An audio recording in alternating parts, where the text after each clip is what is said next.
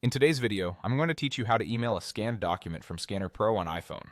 If you've just scanned a receipt, contract, or assignment and need to send it quickly, this walkthrough will take you from the scan to a sent email in moments. It's straightforward, and you'll only need the Scanner Pro app and the built-in Mail app on your iPhone. Start by opening the Scanner Pro app on your iPhone. When it loads, you'll see your recent scans laid out as thumbnails or in a list view. Give it a second to finish processing any recent captures so the image is crisp and text is clear.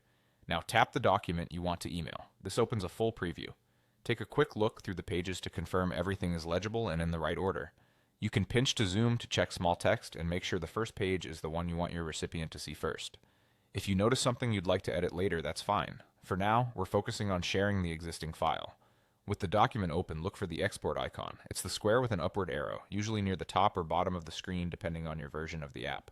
Tap that to open the sharing options. From the share sheet, tap Mail. Choosing Mail tells your iPhone to create a new email in the Apple Mail app with your scan attached, typically as a PDF.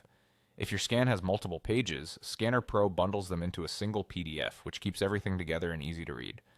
If you prefer another email app, you could select it here instead, but we'll use Mail for this tutorial. The Mail app opens automatically with the document already attached. You'll see a new message screen with the attachment preview below the message body. The subject line may autofill with the document name from Scanner Pro, and you can change it if you want a clearer description. In the To field, enter the recipient's email address carefully. Add a concise subject and a short message so the recipient knows what they're receiving and why. There's no need to change the attachment format. PDF is standard and universally readable. If Mail isn't set up on your iPhone yet, you may be prompted to add an account before you can send. When everything looks good, tap Send. Your iPhone will deliver the message using your configured Mail account.